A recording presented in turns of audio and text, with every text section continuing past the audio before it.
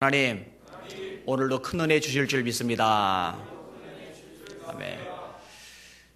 이필립 목사님 얘기를 제가 전에 한 적이 있어요. 이번에 뉴욕 갔을 때 워싱턴에서 뉴욕까지 찾아오셨더라고요. 한 5시간 정도 걸린대요. 근데 오셔서 이제 재미있게 교제를 나누고 이제 돌아갔는데, 그분이 이제 한국에 계시다가 들어가시기 전에 저한테 카톡으로 사진 한 장 보내주셨다고 했었던 거 혹시 기억나세요? 예, 하얀 돌, 큼직한 하얀 돌. 그 하얀 돌, 이 돌이 어떻게 생긴 거냐, 어디서 난 거냐, 필리핀의 어부가 고기 잡는다고 그물을 내렸는데 고기는 안 잡히고 이 돌이 걸려 나온 거예요. 이 돌이 뭔가 궁금한 거예요. 그래서 이걸 가지고 이제 집으로 갔어요. 침대 밑에 처박에 뒀어요. 그래서 10년 동안 망각을 했어요. 10년 후에 집에 불이 났어요. 용케 이 돌을 끄집어낸 거예요. 그제서야 이제 궁금한 거예요. 그래서 공무원인 친구한테 부탁을 해서 이게 무슨 돌이냐 알아봐줘. 알아봤더니 천연진주. 큰 천연진주 이게. 여러분, 천연진주요, 인공 말고 천연진주는 요 정도만 돼도 비쌉니다. 이게 이따만한 거니까. 이게 시가가 얼마냐? 1,000억짜리. 1,000억. 여기 1,000억짜리 진주인 줄 알았다면 10년 동안 고생하면서 힘겹게 고생하며 살지 않았을 텐데 그 가치를 몰라가지고 그렇게 살았었다라고 예전에 제가 얘기를 끄집어낸 적이 있어요. 사도행전 3장에 보면요, 베드로와 요한이 기도하러 성전에 들어가다가 성전 미문에 앉아 구걸하는 안진뱅이 거지를 봅니다. 뭔가 얻으려고 하죠. 근데 베드로가 이렇게 말합니다. 은과 금은 내게 없거니와 내게 있는 것으로 내게 주노니 곧 나사렛 예수의 이름으로 일어나 걸어라. 돈은 없는데 돈보다 더 대단한 걸 가지고 있어요. 뭘 가지고 있느냐? 능력의 이름, 예수의 이름을 가지고 있는 거예요. 그게 얼마나 대단하고 가치 있는지 베드로와 요한은 깊이 인식을 하고 있었고 그렇게 활용을 하는 거잖아요. 예수의 이름은 보배니까, 금보다 은보다 귀한 보배니까. 그리고 그 이름을 저와 여러분도 가지고 있다는 거 잊지 마시기를 주님의 이름으로 축원합니다. 오늘 설교 제목 따라합시다. 그리스도인은, 우리는 보배를 가진 사람이다.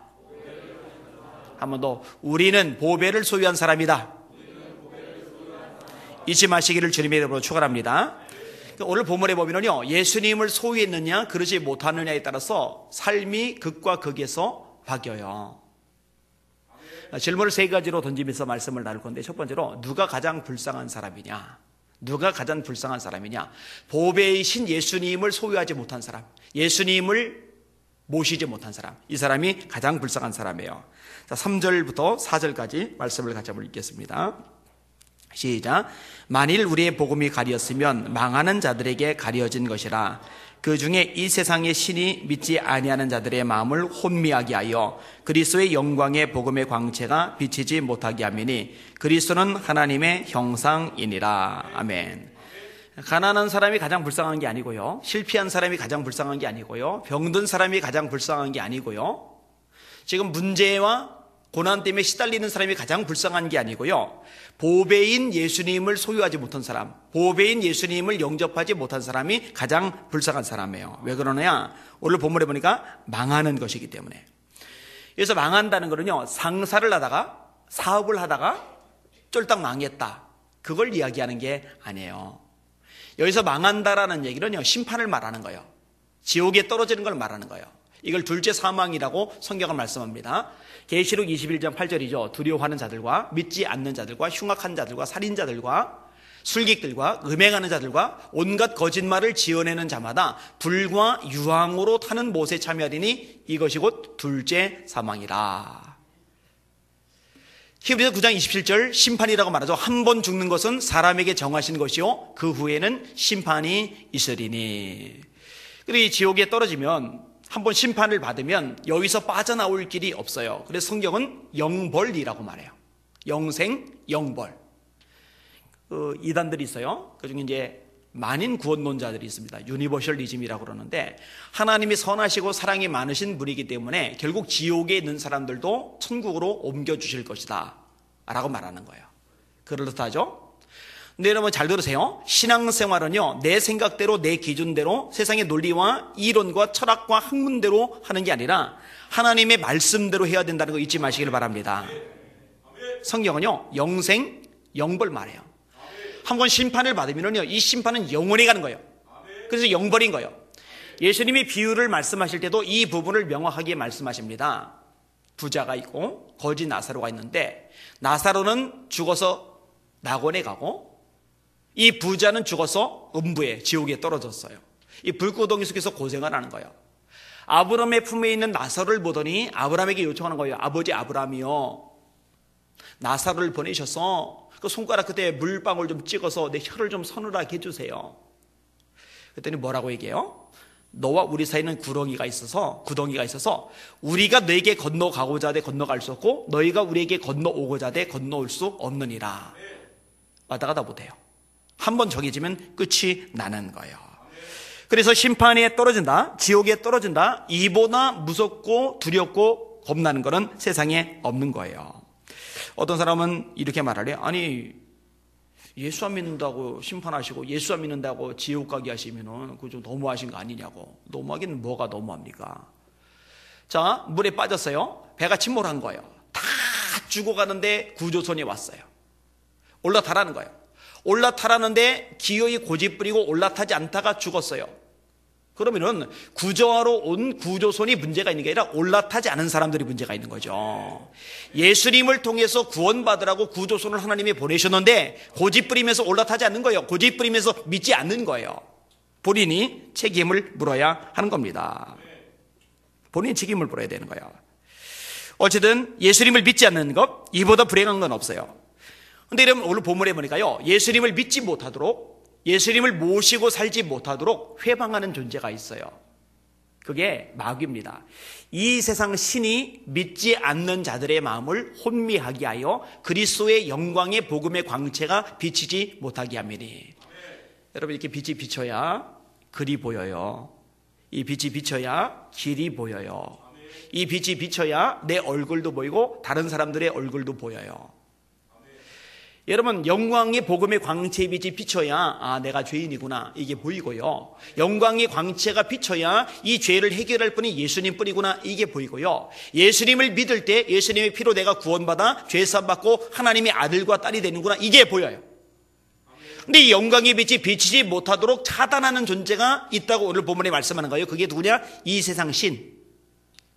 이걸 여러 표현으로 성경은 말씀합니다. 옛뱀, 용, 리워야단, 아바돈, 아볼론, 사탄, 마귀, 공중의 권세 잡은 자, 이 어둠에 있는 세상 주관하는 영들, 이게 다양한 표현들로 묘사를 하고 있는 거예요.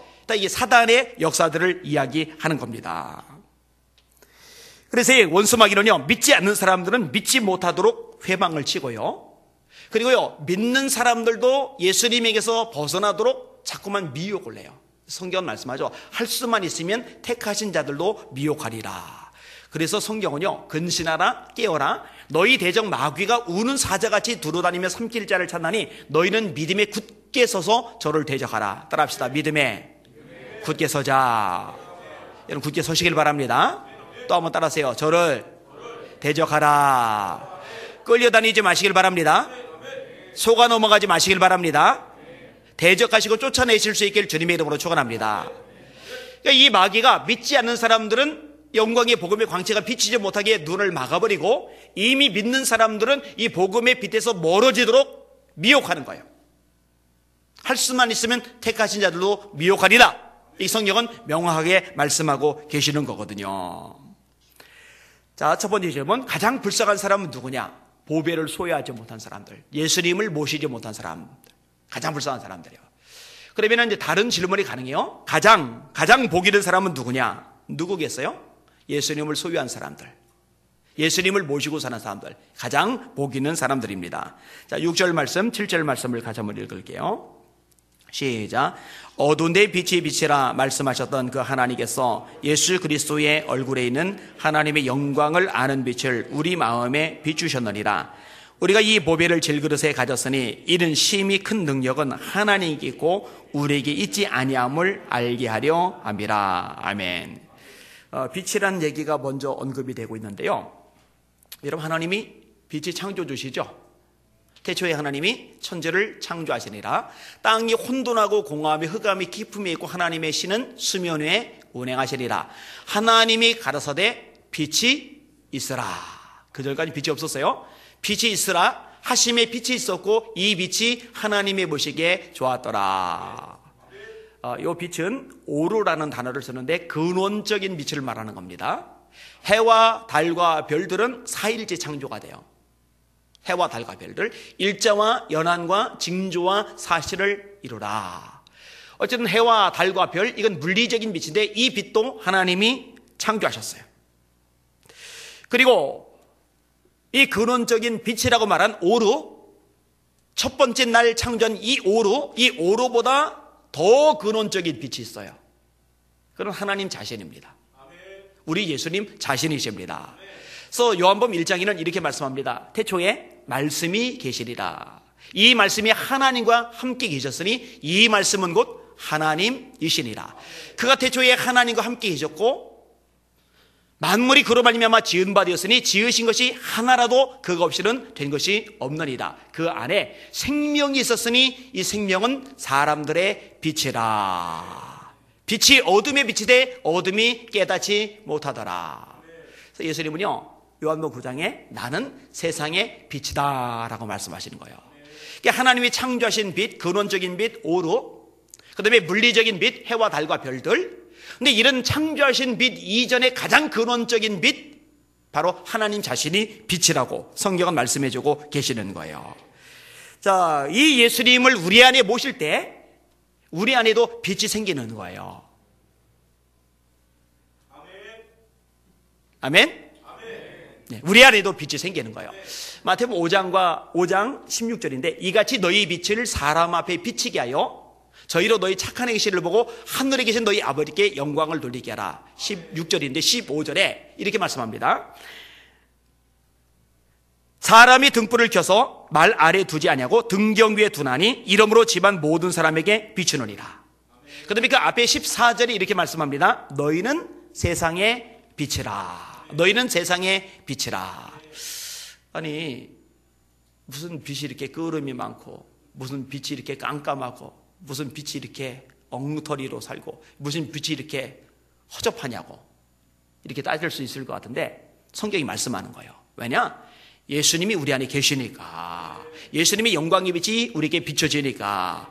여러분 다른 원래 빛을 못 내는 거 아시죠? 우리가 볼 때 반달, 초생달, 보름달 환하게 비춰줘요. 달이 환하게 비춰줘요. 별보다도 환해요. 근데 여러분 달이 빛이 있어서 빛을 비추는 게 아니라 태양빛이 달에게 비치니까 그 빛을 받아서 빛처럼 빛나는 거예요. 원래 달은 빛이 없어요. 빛이 없는데 태양과 마주치는 부분이 빛이 나는 거예요. 원래 우리는 빛이 아닌데 영광의 주님, 빛 되신 주님이 우리 안에 계시기 때문에 그 예수님 덕분에 우리가 빛으로 살아갈 수 있다는 거 깨달으시기를 주님의 이름으로 축원합니다. 그래서 우리가 빛이라는 거 맞아요. 주님이 빛이 되게 만드셨어요. 자, 또 하나 묘사하는 표현이 있어요. 우리를 빛이라고 그래요. 이 빛을 우리에게 비추셨다고 말씀해요. 그래서 우리가 이제 빛을 비출 수가 있게 되는 건데 또 하나 묘사를 하는데 우리가 질그릇이래요. 질그릇인데 그냥 질그릇이 아니라 보배를 담은 질그릇이다. 이렇게 묘사를 합니다. 질그릇은 아시다시피 흙으로 만든 거예요. 흙으로. 금그릇하고 달라요. 은그릇하고 달라요. 놋그릇하고 달라요. 처음에 사용된 이 재료 자체가 값지고 고급스러운 게 아니에요. 근데 이 그릇이 가치가 있어지는데 왜 가치가 있어지느냐? 거기에 보배를 담았기 때문에. 여러분 그릇은요 무엇을 담느냐에 따라서요 이름이 달라집니다. 밥을 담으면 밥그릇이 돼요. 국을 담으면 국그릇이 돼요. 그죠? 똥 담으면 똥그릇이 되는 거예요. 그죠? 행주 담으면 행주그릇이 되는 거예요. 여러분 보배를 담았기 때문에 보배를 담은 존귀한 그릇이 되는 걸 믿으시길 바랍니다. 같이 써지는 거예요. 존귀해지는 거예요. 이는 심히 큰 능력은 하나님께 있고 우리에게 있지 아니함을 알게 하려 함이라. 내가 잘 나가서가 아니라 내가 뛰어나서가 아니라 내가 원래 대단하고 멋진 존재이기 때문이 아니라 하나님께서 은혜로 우리에게 이와 같은 특권과 자격을 허락해 주신 거예요. 그래서 성경은요 은혜라는 얘기를 많이 하는 거예요. 너희가 그 은혜를 인하여 믿음으로 말미암아 구원을 얻었나니 이것이 너희에게서 난 것이 아니요 하나님의 선물이라. 행위에서 난 것이 아니니 이는 누구든지 하나님 앞에서 자랑하지 못하게 하려 하심이니라. 아멘. 값어치 있어지는 거예요. 예수님 때문에. 여러분, 예수님 모시면 변화됩니다. 예수님 모시면 새로워집니다. 예수님 모시면 인생이 달라집니다. 제가 보니까 달라져요. 확실히 달라져요. 여러분, 귀신만 들어가도 사람이 변하는데요, 귀신 따위하고 비교할 수 없을 만큼 존재하신 예수님이 안에 들어가 계신데 변화가 일어나지 않는다.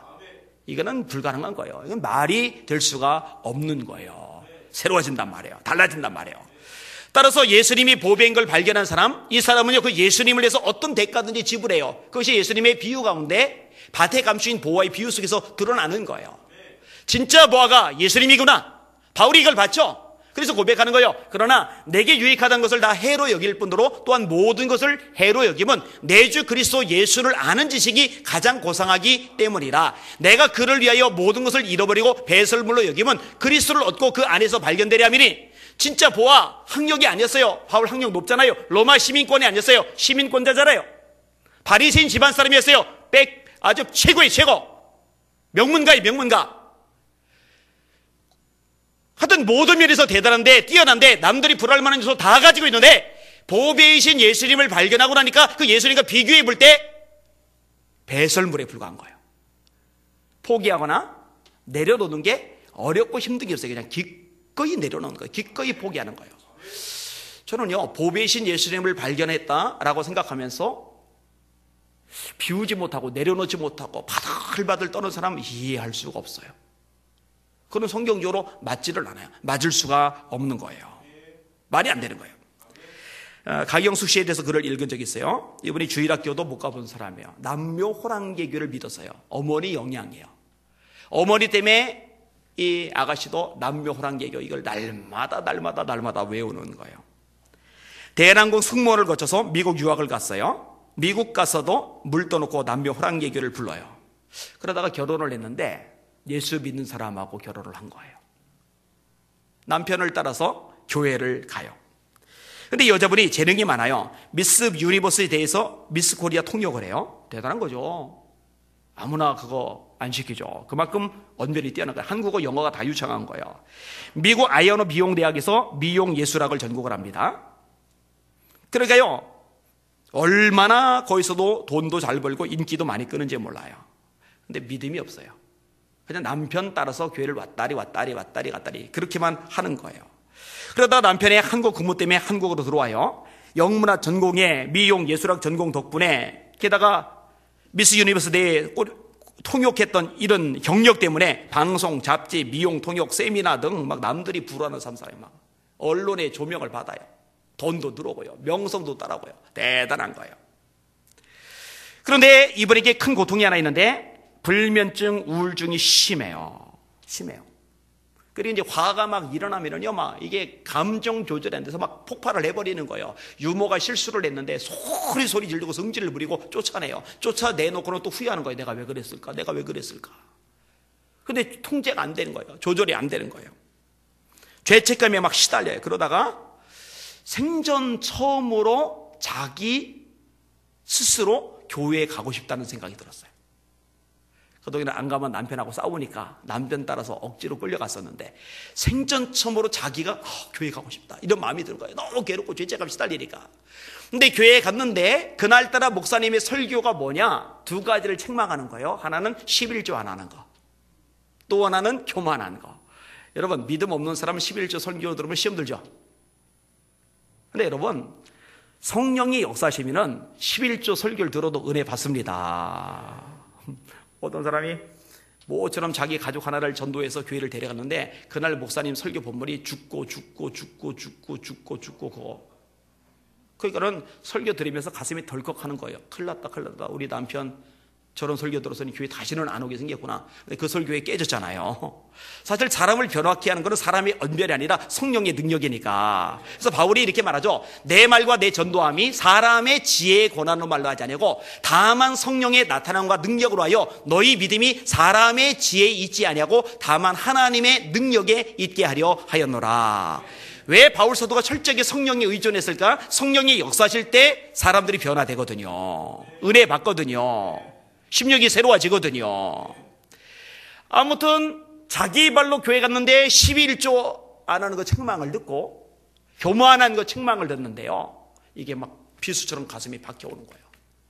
사도행전 11서 4장 12절이죠. 하나님의 말씀은 살았고 운동력이 있어 좌우의 날선 어떤 검보다 예리하여 혼과 영과 및 관절과 골수를 찔러 쪼개기까지 하며 막 파고든 거예요.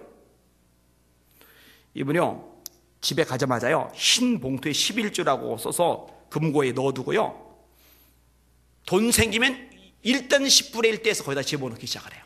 그리고 철저하게 11조 생활을 하기 시작을 해요.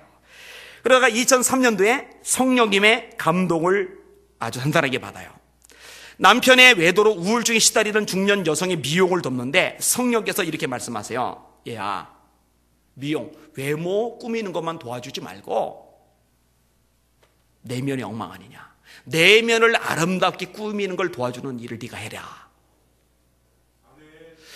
이 성령의 감독을 받고 나서요 이분이 그 잘 나가던 모든 것들을 싹 끊어버리고요 상담학을 공부해요. 그리고 그 다음에 영혼을 치유하고 회복시키는 이 일에 전력을 다 기울이기 시작을 해요. 돈은 옛날보다 훨씬 덜 들어오죠. 인기는 옛날보다 훨씬 덜하죠. 방송 언론에서 옛날보다 훨씬 덜 관심을 기울이죠. 그런데 아무렇지도 않아요. 왜냐? 예수님을 전해줄 수 있는 최고의 찬스, 최고의 기회를 차지했으니까요. 아깝지 않은 거예요. 아쉽지 않은 거예요. 왜냐하면 예수님이 가장 존귀하고 가장 소중하고 가장 귀한 보배라는 거 이게 명확해졌으니까. 여러분 한번 점검을 해보시길 바랍니다. 주님을 위해서 주님께서 말씀하실 때 감동하실 때 기꺼이 어떤 것이든지 다 내려놓을 수 있으십니까? 그렇게 되실 수 있기를 주님의 이름으로 축원합니다. 그게 맞는 거예요. 왜냐면 예수님이 가장 귀한 보배니까. 예수님과 비교하면 그 어떤 것들도 다 빛을 잃으니까. 이 보배이신 예수님을 위해서 어떤 대가 지불하는 거 그건 대가 지불이 아니에요. 기꺼이 아주 편안하게 고민할 것 없이 쉽게 할 수 있는 것들이거든요. 사실 엄밀한 의미에서 보면요 헌신하라고 막 봉사하라고 충성하라고 주 앞에 내려놓으라고 밀어놓을 필요가 없어요. 보배이신 예수님만 제대로 발견해도요 자연스럽게 쉽게 그런 일이 가능해지니까. 자, 가장 불쌍한 사람, 예수 없는 사람. 가장 복이 있는 사람, 예수 모시고 사는 사람. 보배를 소유하고 사는 사람. 하나만 더 생각해 볼게요. 그럼 세상에서 가장 강한 사람은 누굴까? 예수님과 함께 보배와 함께 살아가는 사람이 가장 강한 사람입니다. 오늘 말씀 8절, 9절, 10절, 11절 4절 같이 읽겠습니다. 시작. 우리가 사방으로 우겨싸움을 당하여도 쌓이지 아니하며 답답한 일을 당하여도 낙심하지 아니하며 박해를 받아도 버림받지 아니하며 거꾸로 들임을 당하여도 망하지 아니하고 우리가 항상 예수의 죽음을 몸에 짊어짐은 예수의 생명이 또한 우리 몸에 나타나게 하려 함이라. 우리 살아있는 자가 항상 예수를 위하여 죽음에 넘겨짐은 예수의 생명이 또한 우리 죽을 육체에 나타나게 하려 함이라. 아멘. 이 구절 제가 굉장히 좋아하는 말씀이에요. 너무 다이나믹해요. 사방으로 우겨싸움을 당하여도 쌓이지 아니하며. 여기 어떤 표현이냐면요 포도즙을 짤 때 짓누르는 거 있죠. 막 이런 포도즙을 짜는 기구는요 이렇게 삐져나갈 틈이 없어요. 그래야 그 즙을 최대한 다 짜낼 수가 있으니까. 그게 사방으로 우겨싸움을 당하는 거예요. 여러분 다윗이 사울을 피해 도망 다닐 때 정말 사방으로 우겨싸움을 당하죠. 빠져나갈 구석이 없어요. 죽은 거예요, 죽은 거. 근데 하필이면은 그 타이밍에 사울 왕에게 전령이 달려와서 허겁지겁 달려와서 소식을 전하는데 블레셋 사람들이 쳐들어왔습니다. 나라가 망하게 생긴 거예요. 그러니 다윗 잡는 거는 지금 둘째가 돼버렸어요. 블레셋과 싸우려고 군대를 몰고 돌아가 버렸어요. 우겨싸움을 당하였는데 쌓이지 않도록 만들어주신 분이 계세요. 누가 그렇게 하신 거예요? 하나님이 그렇게 하신 겁니다. 여러분, 하나님이 하나님의 사람을 살리기 위해서 나라까지도 움직일 수 있다는 걸 믿으시길 바랍니다. 우리 하나님 그렇게 대단한 분이에요. 정말 대단한 분이에요. 답답한 일을 당하여도 낙심하지 아니하며. 이건 이제 군대의 표현입니다. 적군이 둘러싼 상황을 말하는 거예요. 다 비슷한 맥락이에요. 여러분 엘리사가 도단에 있을 때요 아람의 군대가 도단성을 둘러쌉니다. 게하시가 이 장면을 보더니 겁에 질려서 비명을 질러댑니다. 근데 엘리사가 걱정도 안 하고 염려도 안 하고 발도 동동 구르지 않고 편안하게 했던 엘리사가 기도를 합니다. 하나님, 이 종의 눈을 열어서 보게 하여 주시옵소서. 이 종 게하시의 영의 눈이 딱 열리고 나서 보니까 육신의 눈으로만 볼 때는 이 도단성을 아람의 군대들만 둘러싸고 있었는데 영의 눈이 열리고 나서 보니까 아람의 군대 바깥에 이 아람의 군대보다 더 많은 더 강력한 하나님의 불말과 불병거가 지키고 계시더란 말이에요. 이게 보이는 거예요. 그러니까 애초부터 영의 눈이 열렸던 엘리사의 눈에는 이런 영의 군대가 보이니까 불말과 불병거가 보이니까 두렵지 않아요. 여러분 답답한 일을 만나요? 그런데 육신의 눈이 열린 사람은, 육신의 눈만 열린 사람은요, 그 답답한 일만 보이는 거예요. 아이, 큰일 났다. 돈 떨어졌다. 큰일 났다. 병 들었다. 큰일 났다. 사건 생겼다. 큰일 났다. 이거 꼬였다. 큰일 났다. 큰일 났다. 큰일 났다. 큰일 났다. 엘리사의 종 개처럼 발 동동동동동동동동 구르는 거예요. 근데 여러분, 영의 눈이 열린 사람은 답답한 일을 당하여도 낙심하지를 않아요. 왜냐하면 영의 눈이 열려서 하나님의 능력의 손길이 보이기 때문에 담대할 수가 있거든요. 바로 예수님을 모신 사람이 이렇게 살 수 있는 능력을 가진다는 거 깨달으시길 주님의 이름으로 축원합니다. 제가 좋아하는 말씀, 여호와께서 네 오른편에서 네 그늘이 되시나니 낮에 해가 너를 상하게 하지 아니하며 밤의 달도 너를 해치지 아니하리로다. 낮의 해, 밤의 달, 이거는 밤낮으로 우리를 위협하는, 힘들게 하는, 망하게 하는, 지치게 하는, 공격하는, 무너뜨리는 악한 모든 세력들을 상징해서 시적으로 표현한 건데 하루 종일 영원토록 하나님의 지키심이 우리와 함께 하시다는 약속의 말씀인 줄 깨달으시길 바랍니다. 그래서 그 시적인 표현 뒤에 아주 노골적으로 구체적으로 말해요. 여호와께서 너의 출입을 지금부터 영원까지 지키시리로다. 사방으로 우겨섬을 당하여도 쌓이지 아니하며 답답한 일을 당하여도 낙심하지 아니하며, 그 다음에 나오는 표현은 뭐예요? 뭐라고 말씀하고 있어요? 박해를 받아도 버림받지 아니하며. 여러분, 교회는요, 박해를 받는다고 무너지진 않아요. 거룩을 상실할 때 무너져 버리죠. 예수님이 베드로 보고 말씀하시는 장면이 마태복음 16장에 나옵니다. 내가 이 반석 위에 교회를 세우리니 음부의 권세가 이기지 못하리라. 따라합시다. 교회는 지옥의 권세가 이기지 못하는 존재이다. 왠지 알아요? 하나님이 함께 하시기 때문입니다. 왠지 알아요? 예수님이 그 머리가 되시기 때문입니다. 예수님은 교회의 머리세요. 대단한 존재인 거죠. 중국의 사역 중에 리태년 목사님이란 분이 있어요. 미션 차이나 2009년도 대회 때 주강사로 우리나라에 오셨던 분입니다.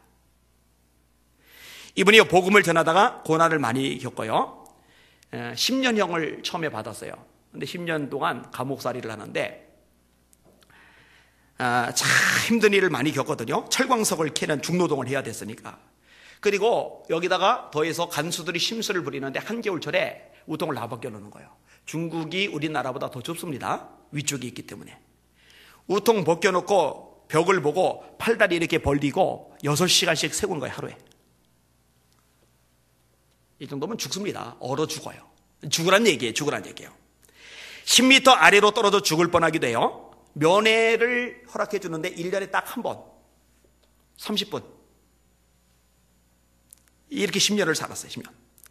자, 그런데 석방되고 나서 어떻게 했는지 아세요? 또 전도하러 돌아다녀요. 왜요? 주님이 지상 명령이니까. 여러분, 전도하셔야 됩니다. 예수 자랑하셔야 됩니다. 내가 복음을 부끄러워하지 아니하노니 이 복음은 모든 믿는 자에게 구원을 주시는 하나님의 능력이 됩니다. 오늘도 전도팀이 열심히 나가 전도를 했는데 하나님께서 갚아주실 겁니다. 전도는 교회 존재 이유, 전도의 목적입니다. 이분이 헌한 선 곳곳을 늘며 전도를 하는데요, 이분의 전도 때문에 걸출한 중국교회 지도자들이 굉장히 많이 일어나요. 하나님 갚아주신 거죠. 그러다가 1975년에 사형 선고를 또 받아요. 근데 처형 직전에 형 집행 중지, 또다시 처형 직전에 형 집행 중지, 또다시 처형 직전에 형 집행 중지. 왜냐? 하나님이 이분을 더 쓰실 일이 남아있으니까. 그래서 우리가 잘 아는, 많이 쓰는 말이 있어요. 사명자는 그 사명이 끝나기 전까지는 죽을 일 없어요. 하나님이 할 일이 있는데 죽게 내버려 두시겠어요, 그죠? 근데 근데 이 리테니안 목사님을 죽이려고 했던 사람이 있어요. 이 사람은 10년, 15년형을 선고받았어요. 근데 이 사람이요, 리테니안 목사님을 죽이려고 3번이나 시도했던 사람이니까 얼마나 잘 지켜봤겠어요? 지켜보면서 느끼는 게 있어요. 나중에 이분이 리테니안 목사님에게 이렇게 고백을 합니다. 나는 당신을 3번이나 죽이려 했으나 그때마다 당신이 믿는 예수님이 당신을 지켜주셨소. 그러나 마르크스는 나를 지켜주지 못했소. 나도 당신이 믿는 복음이 참이라고 믿소. 박해를 받아도 버린 바 되지 아니하며. 자, 마지막 하나. 거꾸로 쓰림을 당하여도 망하지 아니하고. 거꾸로 쓰림을 당하여도 망하지 아니하고. 여러분, 망하는 게 아니에요. 예수님 때문에, 예수님을 위해서 예수님을 섬기는 걸로 인하여 거꾸로 쓰림을 당하면 망하는 게 아니라 오히려 그 계기를 통해서 예수님을 더 많이 드러나게 된다는 거 믿으시기를 주님의 이름으로 축원합니다. 여러분, 바울과 실라가 기도하는 곳에 가다가 점치는 귀신 들린 여종을 고쳐준 죄 때문에, 죄 아닌 죄 때문에 억울하게 묶였어요. 피투성이들이 두들겨 맞았어요. 깊은 감옥에 처박혔어요. 손고발에 착고까지 채워서 꼼짝달싹 못해요. 원망도 안 하고 불평도 안 하고 아우 아파 죽겠네 짜증도 안 내고, 그 와중에 한밤중에 바울과 실라가 하나님께 기도하고 찬미함에 죄수들이 듣더라. 그 찬양을 하나님이 들으셨어요. 지진이 일어나요. 옥문이 열려요. 착고가 풀려요. 간수가 바울 실라 도망간 줄 알고 자살하려고 하는 거, 바울이 우리 여기 있다. 그 간수가 꿇어 엎드려서 선생들아 내가 어떻게 구원을 받을까? 주 예수를 믿으라. 그러면 너와 네 집이 구원을 얻으리라. 이게 사도행전 16장 31절이죠. 그래서 이 간수의 집안이 예수님을 믿어서 이 간수의 집안을 중심으로 빌립보 교회가 창립이 되고, 이 빌립보 교회가 바울의 선교사에게 굉장히 중요한 핵심 역할을 감당하게 돼요. 말씀 그대로요. 거꾸로 팀을 당한 것 같아요. 이제 끝장이에요. 아니, 주를 위해서 성공, 출세, 돈, 명성, 인기, 안락하고 보장된 사람 다 버리고 고난당하며 복음 전하며 기도하며 헌신을 하는데, 왜 하나님은 어려움 당할 때 막아도 안 주시고 힘들 때 도와도 안 주시고 이렇게 비참하게 굴러 떨어지게 만드시느냐고, 왜 이렇게 꼬꾸라지게 만드시느냐고. 바울은 아는 거예요. 하나님이 절대로 그런 분이 아니라는 거. 망하게 방치하거나 내버려둘 분이 아니라는 거. 여러분, 그게 아니라는 거 알 때, 그리고 그걸 믿을 때, 그때 진짜 찬송이 나오는 거예요. 여러분에게 그 찬송이 나오실 수 있길 주님의 이름으로 축원합니다. 원수 마귀가요, 야, 이놈 요 정도면 원망할 거다, 짜증낼 거다, 절망할 거다, 주저앉을 거다, 포기할 거다, 이제 입이 대빨로 와서 툴툴툴툴 할 거다. 그런데 그 입에서 찬송이 나오면은 얼마나 소름 돋겠어요. 이런 사람을 가리켜서 히브리서 11장은 묘사하죠. 세상이 감당치 못하는 사람이라고 말입니다. 바로 저와 여러분이 그런 강한 존재예요. 왜? 예수님이 함께 하시니까. 만왕의 왕, 만주의 저 모든 만물의 주인 되신 예수님, 이 보배 되신 예수님이 함께 해 주시는데 누가 우리를 망하게 하냔 말이죠. 그래서 다시 고백하는 거예요. 내가 사망의 음침한 골짜기로 다닐지라도 해를 두려워하지 않을 것은 주께서 나와 함께 하심이라. 자, 정리해 볼게요. 누가 가장 불쌍해요? 돈 없고 백 없고 그 사람이 제일 불쌍해요? 아니에요. 오늘 기사 보니까 350만 명 정도가 한 달 월급이 평균이 100만 원이더라고요. 350만 명 정도가. 총각 혼자, 아가씨 혼자라면 생계가 되지만 만약에 세 식구, 네 식구라면 조금 많이 힘들 거예요. 근데 350만 명, 어마어마한 숫자가 평균 100만 원이더라고요. 안 됐죠? 그죠? 여러 식구가 그 정도면은. 그 사람이 제일 불쌍한 사람일까? 아니요. 성경은 명확히 말씀합니다. 제일 불쌍한 사람은 예수 없는 사람이 제일 불쌍한 거예요. 그럼 누가 제일 복 있는 사람이에요? 빌 게이츠 아들? 워렌 버핏의 딸이 있어요? 있는지 없는지 모르겠는데. 아니요. 예수님을 모신 사람이 가장 복 있는 사람입니다. 저와 여러분이 가장 복 있는 존재라는 거 믿으시길 바랍니다. 보화를 지녔으니까. 보화를 가지고 나서도 가진 게 없다고 툴툴대고 원망하고 주저앉고 열등감, 자괴심에 빠져 있으면은 그런 신앙생활 근본적으로 잘못된 거예요. 자신이 뭘 가지고 있는지도 인지를 못하는 거예요. 그러면 누가 가장 강한 사람인가? 간단해요. 군 장성이 강한 사람이 아니에요. 대통령이 강한 사람이 아니에요. 주님을 모시고 주님과 동행하며 사는 사람, 천지 만물 역사의 진짜 주인 예수님과 함께 손잡고 한 걸음 한 걸음 인생을 걸어가는 사람이 가장 강한 사람이라는 거 믿으시기를 주님의 이름으로 축원합니다. 오늘 설교 제목 따라합시다. 우리는 보배를 소유한 사람이다. 아멘. 감사하시고 담대하시고 평안하시고 승리하실 수 있기를 주님의 이름으로 축원합니다. 아멘.